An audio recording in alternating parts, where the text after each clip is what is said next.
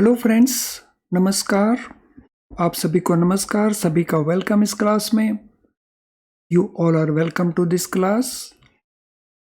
Live class में जितने student join कर चुके हैं क्विकली वो कंफर्म कर देंगे उनका ऑडियो वीडियो उनको एक्सेसिबल है। Please confirm your audio video is accessible to you, it's okay. So कर दीजिए confirm quickly so that we can start.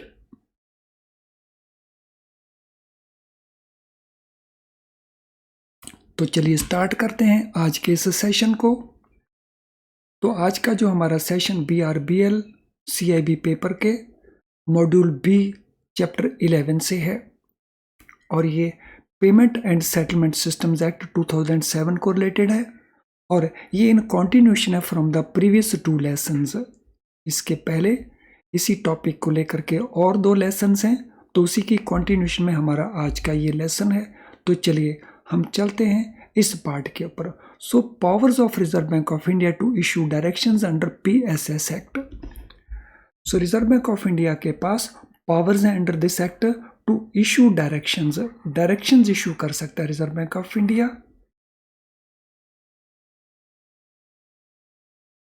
Section 17 है इस एक्ट का, where RBI is of the opinion, जहां RBI को लगता है a payment system is engaging in any act that may result in systematic risk. तो अगर रिजर्व बैंक ऑफ इंडिया को लगता है कि कोई पेमेंट सिस्टम कोई ऐसी एक्टिविटी कर रहा है जो सिस्टमिक रिस्क क्रिएट कर सकता है, so not systematic risk, systemic risk create कर सकता है, तो उस केस में या such action can affect payment system RBI में इशू, तो वो अगर उस प्रकार का एक्शन पेमेंट सिस्टम को अफेक्ट कर सकता है। यानी यहाँ पे 2 तरह का इफेक्ट हो सकता है। एक, it can result into systemic risk and secondly it can affect working of the payment system. तो उस केस में reserve bank of India can issue direction to such payment system, it can stop that payment system and it can ask that payment system not to engage in that act, और उसके लिए जो remedy करनी है वो payment system उस remedy को undertake करे। तो सेक्शन 17 ये power Reserve bank of India को देता है। So Reserve bank of India will use this power in these 2 circumstances. So in the opinion of Reserve Bank of India, payment system is engaging in such activity which can result into systemic risk or it can result into payment system affecting. तो reserve bank of India उस activity को stop करने के लिए और आगे के लिए उस प्रकार की एक्टिविटी में एंगेज ना किया जाए या जो ऑलरेडी एक्टिविटी हो चुकी है उसको रेमेडी की जाए सिचुएशन को, तो ये डायरेक्शंस दे सकता है पेमेंट सिस्टम को। सेक्शन 18, RBI में regulate the payment system including electronic, non electronic, domestic and international payment systems affecting domestic transactions. So Reserve bank of India regulate कर सकता है उन पेमेंट सिस्टम्स को जो अफेक्ट करते हैं डोमेस्टिक ट्रांजैक्शंस को, और ये payment system electronic payment systems हो सकते हैं, नॉन इलेक्ट्रॉनिक पेमेंट सिस्टम्स हो सकते हैं, ये डोमेस्टिक सिस्टम्स हो सकते हैं या इंटरनेशनल पेमेंट सिस्टम्स हो सकते हैं। तो इनको reserve bank of India regulate कर सकता है।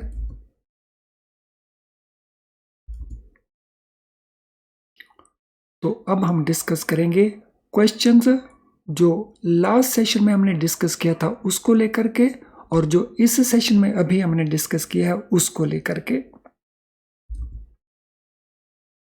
तो I hope you are ready. हमारे वो स्टूडेंट जिन्होंने लास्ट सेशन को वॉच नहीं किया वीडियो को, तो उनको एडवाइस किया जाएगा कि वो पहले उसको वॉच करें और फिर इन क्वेश्चंस को हैंडल करें सो दैट उनका कॉन्फिडेंस बिल्डिंग बेटर बने। तो चलिए शुरू करते हैं questions. According to section 11, what is required for a system provider to make a change which affects payment system's structure or operation. So अगर कोई सिस्टम प्रोवाइडर चेंज करना चाहता है जो उसके स्ट्रक्चर को या ऑपरेशन को अफेक्ट करता है, तो सेक्शन 11 के मुताबिक उसे क्या करना होगा? तो ये हमारे पास ऑप्शन आंसर्स हैं. Prior approval of system participants, give a notice of not less than 30 days to system participants, approval from any financial regulator या no requirement for approval or notice. तो क्या एक्शन उसको इनिशिएट करना पड़ेगा question number 1 के मुताबिक? Yes, read all options carefully और recall करके आंसर दीजिए rather than referring to your copy notes.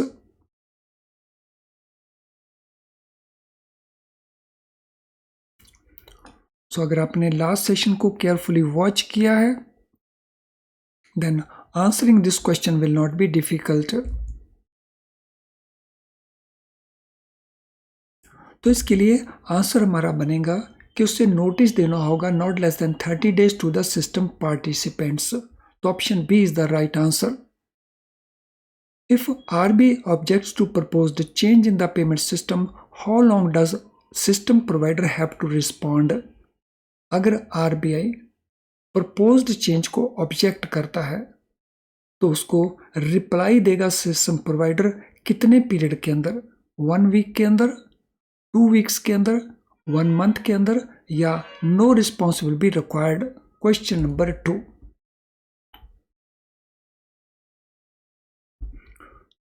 So question number 2 के लिए क्या आंसर रहेगा? What will be answer for question number 2?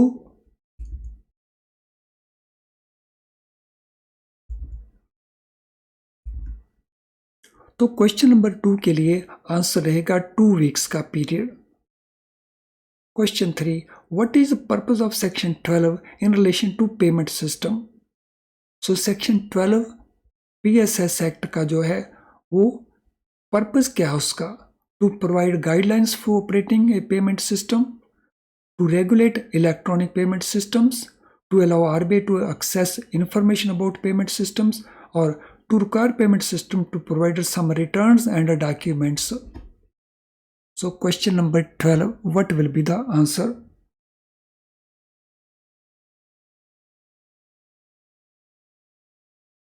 So क्या आंसर रहेगा? पेमेंट सिस्टम को रिजर्व बैंक ऑफ इंडिया कह सकता है कि वो रिटर्न सबमिट करें और डॉक्यूमेंट्स सबमिट करें. So that is section 12. So option D is the answer. According to section 13, who is required to provide access to information related to operation of the payment systems to Reserve Bank of India? So section 13 के मुताबिक किसे access to information provide करनी होगी relating to operations of the payment system, और ये access provide करनी होगी information के लिए to Reserve Bank of India? Only system provider, only system participants, both system provider and participants, या no one is required to provide the access? Question number 4. तो क्या answer रहेगा क्वेश्चन नंबर 4 के लिए?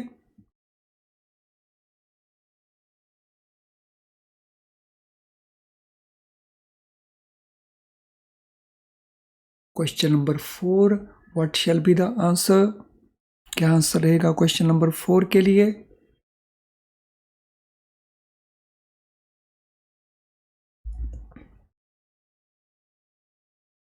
सो क्वेश्चन नंबर 4 का answer रहेगा सी. सो दोनों को ही, सिस्टम प्रोवाइडर को भी और सिस्टम पार्टिसिपेंट्स को भी. Question 5, under what circumstances can RBI issue directions to a payment system to cease and desist from engaging in any act और to perform an act to remedy a situation according to section 17? तो कौन से वो circumstances जहां Reserve bank of India ये direction issue कर सकता है पेमेंट सिस्टम को जो वो काम कर रहा है उसको बंद करे और आगे के लिए ना करे, और जो ऑलरेडी वो कर चुका है उसको वो ठीक करे. If payment system is engaging in any act that may result in systemic risk, if payment system is engaging in illegal activities, if payment system is not profitable, और if payment system is not operating efficiently. तो reason क्या है, circumstances क्या है जब Reserve bank of India ये issue, इस direction issue कर सकता है। Question number 5,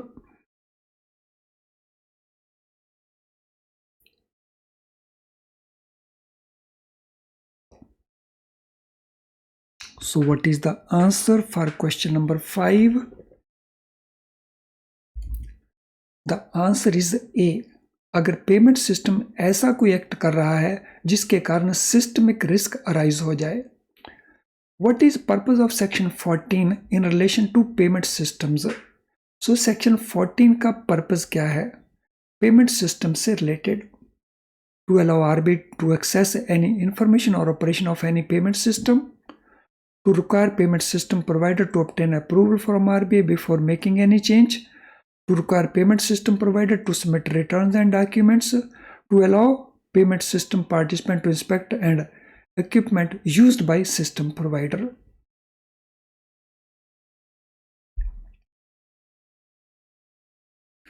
So question number 6, what shall be the answer?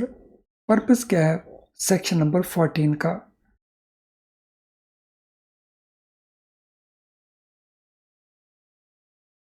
तो क्वेश्चन 6 का आंसर हमारा बनेगा to allow reserve bank of India to access any information on operation of any payment system. So access provide किया जाएगा to reserve bank of India. What type of payment systems can RBI regulate according to section 18? Section 18 के मुताबिक reserve bank of India किस तरह के payment system को regulate कर सकता है? Electronic payment systems, only non electronic payment systems, both electronic and non electronic payment within country जो डोमेस्टिक ट्रांजेक्शन को अफेक्ट कर रहा हो, all payment system including international payment systems affecting domestic transactions. Question number 7 क्या answer रहेगा question number 7 के लिए?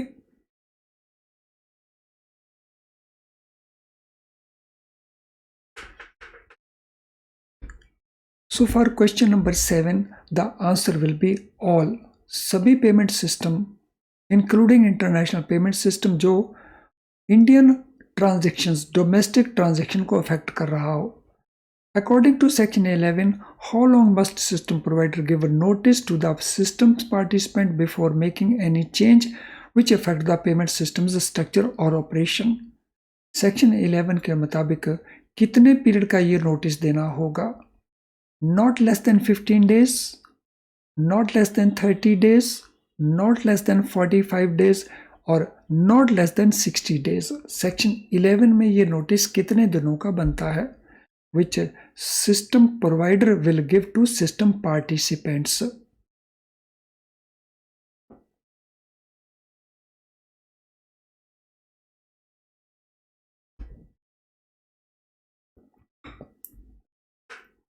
So question number 8, question number 8 का आंसर बनता है नॉट लेस देन 30 डेज, 30 दिन से कम नहीं। What is minimum notice period required to be given to system participant for any change in the payment system that may affect its structure or operation? So minimum notice period required to be given to the system participant, तो ये तो repeat हो गया हमारा question, तो ये 30 days का period है। Question number 10, What type of payment system may be regulated by RBI according to section 18? तो ये भी हमारा क्वेश्चन रिपीट हो गया है। All type of payment system. How frequently RBI may call for returns or documents from system providers according to section 12 of payment and system regulations? So how frequently RBI may call? Once a year, once a quarter, as frequently as RBI requires, or only if there are objection to the proposed changes? तो इसका periodicity क्या रहे होगा, returns को call करने का या documents को कॉल करने का?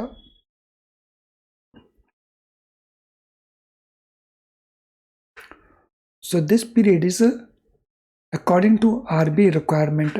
So as frequently as RBI may require. चलिए फ्रेंड्स, ये पार्ट हमारा कंप्लीट हुआ। अब हम अगले पार्ट के ऊपर चलेंगे, नेटिंग एंड सेटलमेंट। या सेटलमेंट एंड नेटिंग। सेटलमेंट क्या होती है, नेटिंग क्या होता है, इससे रिलेटेड रूल्स क्या हैं, तो all that we will try to understand.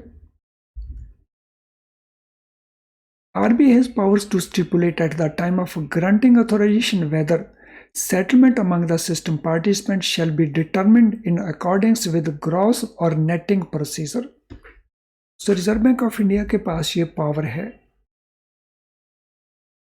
कि वो कंडीशन इंपोज कर सकता है at the time of giving authorisation. क्या कंडीशन इंपोज कर सकता है कि जो सेटलमेंट होनी है अमंग सिस्टम पार्टिसिपेंट्स,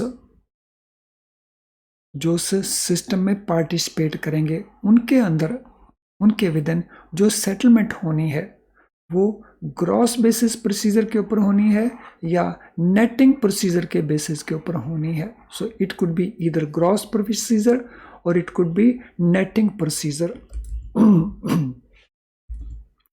तो ये कंडीशन इंपोज कर सकता है Reserve bank of India in the authorization letter.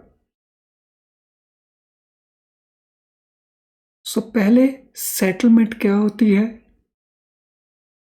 फिर ग्रॉस सेटलमेंट क्या होती है और फिर नेट सेटलमेंट क्या होती है, इसको अंडरस्टैंड करेंगे। सो पहले हम बात करेंगे सेटलमेंट क्या होती है। Settlement is the procedure, it is the process to transfer funds through a central agency from payer to the पेई।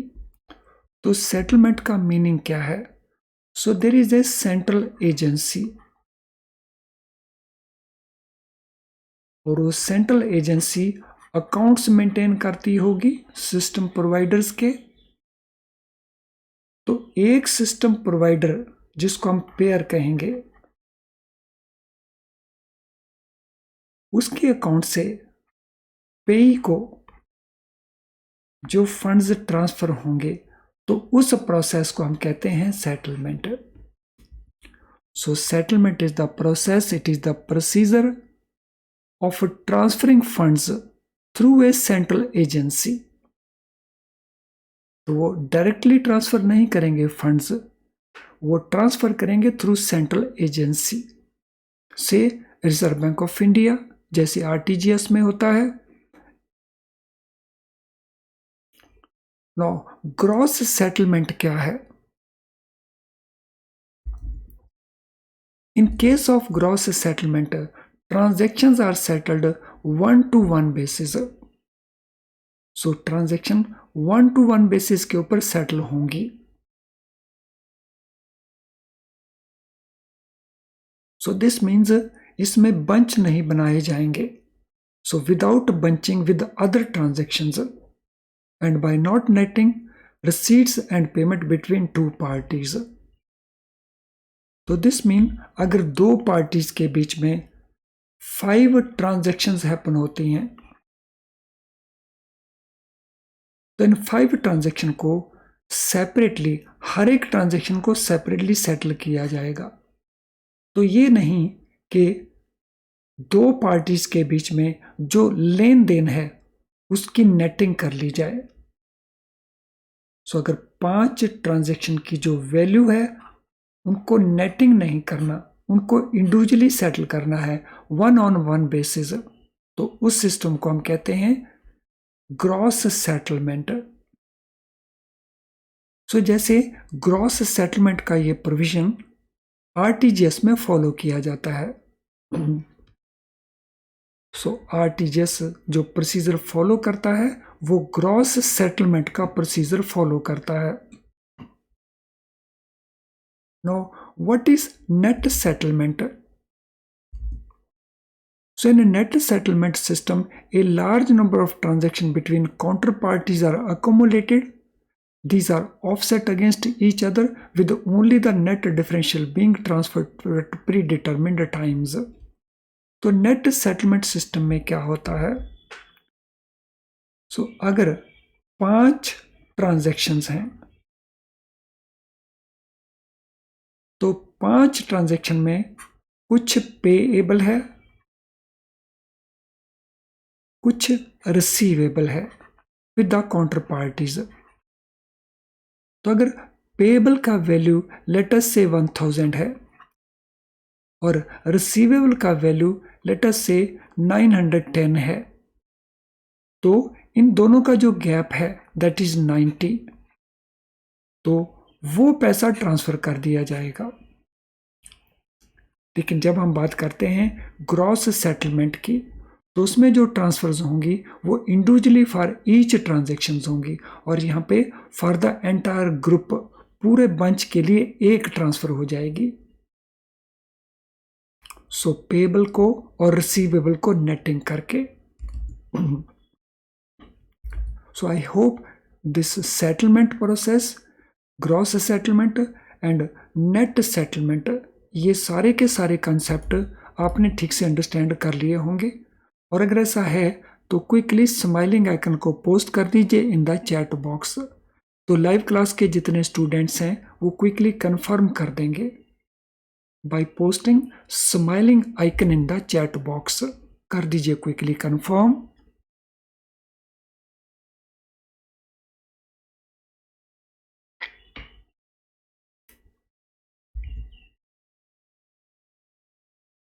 Now, before we move further, तो this is important information for you. Friends, video lessons आपके concept को understand करवाते हैं। सो अगर आपने video lessons अब तक यूज नहीं किए तो उनको जरूर यूज करिए, क्योंकि जब आप अपने आप पढ़ते हैं तो कॉन्सेप्ट का अंडरस्टैंडिंग होने में इट टेक्स लिटिल टाइम, लेकिन इन वीडियो लेसन्स को देख करके आप बहुत क्विकली उन कॉन्सेप्ट्स को अंडरस्टैंड कर सकेंगे।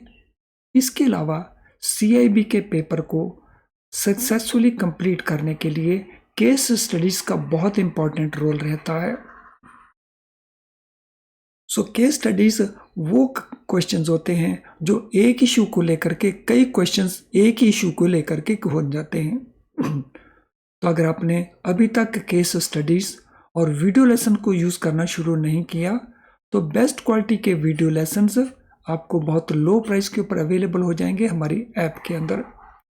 सो इनका बेनिफिट लीजिए और अपना काम इजी करिए टू पास दिस एग्जाम। तो चलिए अब हम आगे चलेंगे।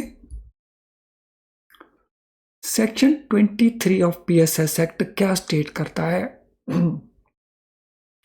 The payment obligations and settlement instructions among system participants shall be determined in accordance with gross or netting procedure. तो जो पेमेंट ऑब्लिगेशंस होंगी और जो सेटलमेंट इंस्ट्रक्शंस होंगी पार्टिसिपेंट्स के विद इन, तो वो किस बेसिस के ऊपर डिटरमिन होंगी? वो डिटरमिन होंगी on these two procedures, so either gross और नेट प्रोसीजर। तो ये कहता है section 23, A settlement affected under such procedure shall be final and irrevocable. तो इस प्रोसीजर के मुताबिक अगर सेटलमेंट हो चुकी है तो उस सेटलमेंट को फाइनल सेटलमेंट की माना जाएगा, उसको रिवोक नहीं किया जा सकता, यानी उसको कैंसिल नहीं किया जा सकता है।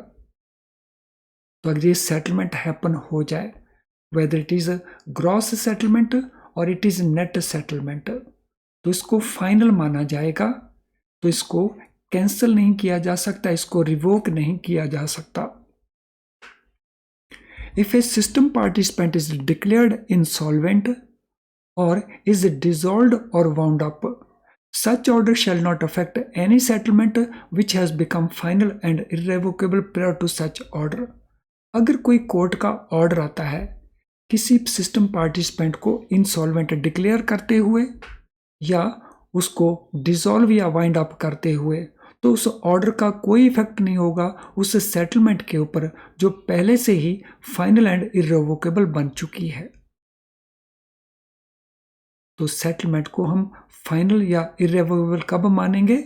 जब ग्रॉस प्रोसीजर के मुताबिक, नेट प्रोसीजर के मुताबिक वो सेटलमेंट कंप्लीट हो चुकी है और फिर कोर्ट का कोई ऑर्डर उसको अफेक्ट नहीं करेगा।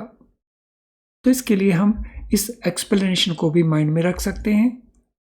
For the removal of doubts, it is declared that settlement, whether gross or net, is final and irrevocable as soon as money, securities, foreign exchange, or derivatives or any other payable as a result of such settlement is determined.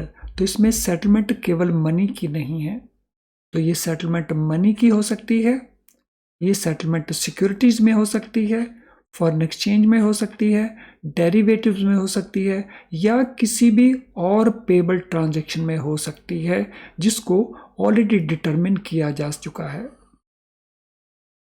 और उसमें ये देखना नहीं है कि वो actually happen हो चुकी है या नहीं, तो हमने देखना है कि वेदर दैट इज डिटरमिन्ड और नॉट। सो एक्चुअली पे हुई है या नहीं है, इसको नहीं देखना है। सो वेदर और नॉट मनी, सिक्योरिटी, फॉरेक्स और डेरिवेटिव और ट्रांजैक्शन इज एक्चुअली पेड और नॉट। तो चलिए अब इससे रिलेटेड कुछ क्वेश्चंस को देख लेते हैं। What is settlement in the context of RBI regulations? Reserve bank of India की रेगुलेशंस के मुताबिक सेटलमेंट हम किसको कहते हैं? तो ये हमारे डिफरेंट ऑप्शंस हैं, तो इन ऑप्शंस को रीड करिए और डिटरमिन करिए कौन सा आंसर हमारा करेक्ट बनता है। क्वेश्चन नंबर 1,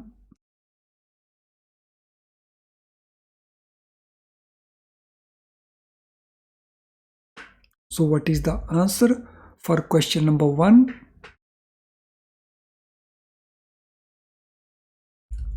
So question 1 के लिए आंसर बनता है B, the process of transferring funds through a central agency from payer to the pay. What is gross settlement?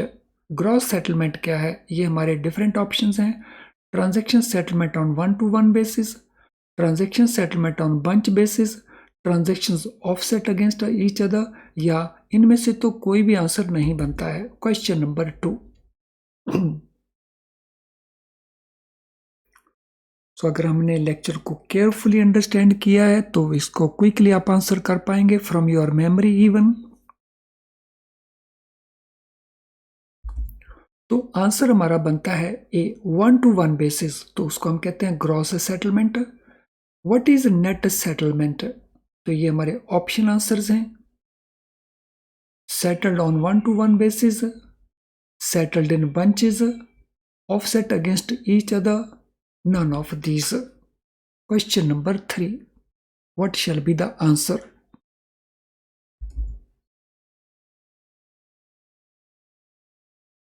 So क्या आंसर बनता है क्वेश्चन नंबर 3 के लिए? सो क्वेश्चन नंबर 3 के लिए आंसर बनता है transaction which are offset against each other, जो एक दूसरे के अगेंस्ट ऑफसेट कर दी जाती हैं। What is the significance of section 23 PSS act? PSS act का जो सेक्शन 23 है, इसका सिग्निफिकेंस क्या है?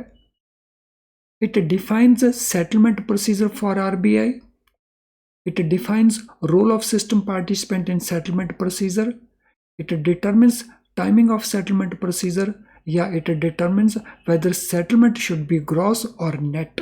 Question number 4, what is the answer? Question number 4 के लिए आंसर क्या रहेगा?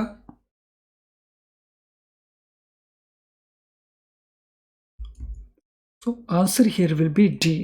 सो ये डिटरमिन करती है कि सेटलमेंट शुड बी ग्रॉस और it should be on a net basis procedure. चलिए एक क्वेश्चन और कर लेते हैं। What is meaning of final and irrevocable in the context of settlement? So settlement के संदर्भ में जब हम बात करते हैं फाइनल एंड इररेवोकेबल, तो इसका मीनिंग क्या है? तो ये हमारे ऑप्शन आंसर्स हैं।